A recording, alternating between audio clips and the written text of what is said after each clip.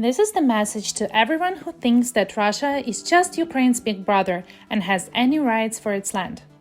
For the past few months, the entire world has been watching the development of the relationships between Russia and Ukraine. Will it invade or won't invade? This is the question, answer to which will determine the course of human history. But how did we come to this point?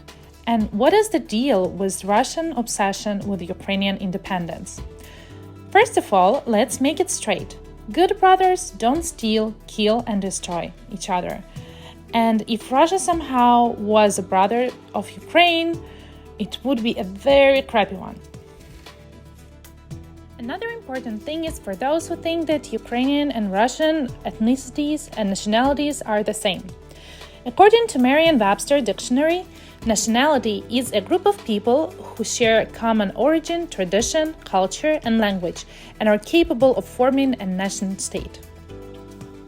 So, if Ukraine and Russia were the same thing, they would share the common culture, they would have the same language, same traditions, and it would be in general the same state, right? To see if it's true or not, let's rewind back to year 482 AD, when Kiev, the modern capital of Ukraine, was established. According to historians, there was an archaeological evidence that people lived on the Ukrainian territories 1,000 years before that, but we will start from this point. As the legend goes, Kiev was established by three Scandinavian brothers, Kei, Czech, and Kuriv, and their sister Libid. Since then, a union of tribes, which we know under the name of Kievan Rus, was growing and reached its most power in the 10th and 11th centuries.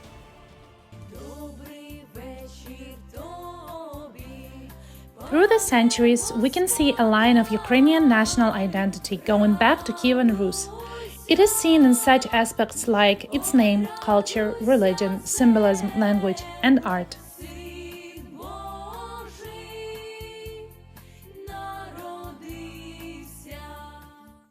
So let's start with the name. The first mentioning of the word Ukraine or Ukraina goes back to 1187, about the territories ruled by the Prince Volodymyr Hlybovich. It was also mentioned in 16th and 18th centuries as eastern part of Polish kingdom, which occupied Ukrainian territories at that times. Another symbol of Ukraine which it carried throughout the centuries, its official coat of arms, which is a golden trident. The oldest images of trident were discovered by archaeologists on Ukrainian territory back in the 1st century. You can see trident on such artifacts as coins, stamps, books, documents, and military attributes which belong to Ukrainian rulers in different stages of history.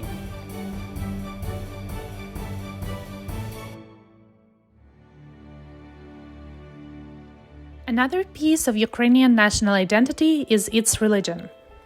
For hundreds of years, Ukraine was and remains to be a Christian country with its own national Christian Orthodox Church recognized on the international level.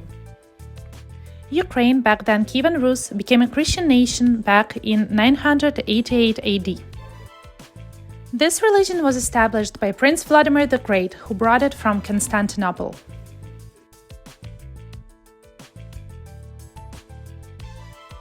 One of the first churches in Ukraine, called St. Sophia's Cathedral, was built in Kiev in 11th century.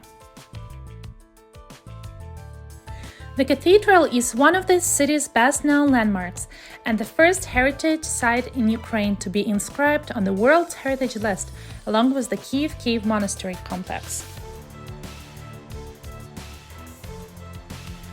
Historical linguists trace the origin of the Ukrainian language to the Old East Slavic, of the early medieval state of Kievan Rus. The Ukrainian language as we know it right now has been in common use since the late 17th century, associated with the establishment of the Cossack Hetmanate. As research shows, despite the common misconception, Ukrainian language, phonetically and morphologically, has more in common with such languages as Polish, Czech, Slovene, and Bulgarian than with Russian. From 1804 until the Ukrainian War of Independence, the Ukrainian language was banned from schools in the Russian Empire, which had captive a big part of Ukraine. According to their laws, they would imprison or even kill anyone who would speak or write in Ukrainian. Unfortunately, for a long time, Ukrainian territory was occupied by different invaders, including Poland, Lithuania, Golden Horde, and, of course, Russia.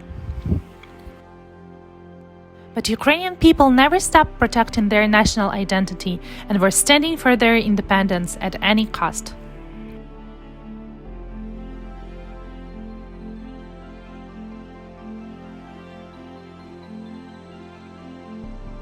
There are a few reasons why other countries desire to grab a piece of Ukrainian territory. First, geographical location. During the Kievan Rus times, there was a trade route that went from the northern Europe to the Black Sea through the modern Ukrainian territory and the rivers of the Dnieper river system. It was a tidbit that many countries wanted to control, as it made the trade easier and led to economic prosperity. Second is that till this day, Ukrainian land is famous for its fertile ground, which is perfect for agriculture and growing various crops. Ukraine is also rich with various natural resources, such as natural gas, coal, petroleum, iron ore, salt, and other minerals. And lastly, hardworking people who were enslaved and abused by powers of different rulers for many years, but who never lost their desire for freedom. And as one song says, as time passes, oceans rise and empires fall. But after the years of suppression by Golden Horde, Polish Kingdom, Russian Empire, and Soviet Union, Ukrainians' dream of independence finally came true in 1991. Despite the idea that history repeats itself, we cannot let Ukraine lose its freedom again. Russia has already done a lot of good to Ukraine, such as forbidding Ukrainian language, murdering people for standing for their national identity, creating a famine which turned into a genocide for Ukrainian nation in 1932-33, not mentioning years of suppression of Ukrainian culture while saying that they're brothers. And as I said before, brothers don't kill, steal, and destroy. But that's exactly what Russia did to Ukraine for many, many years. So the takeaway from this video is that Ukraine is an independent country with its history going back to the 1st AD. Ukrainian and Russian culture and nationalities are not the same, and Putin has no right for Ukrainian land, its people, or nation. And let's pray that peace will remain in this world. Slava Ukraini!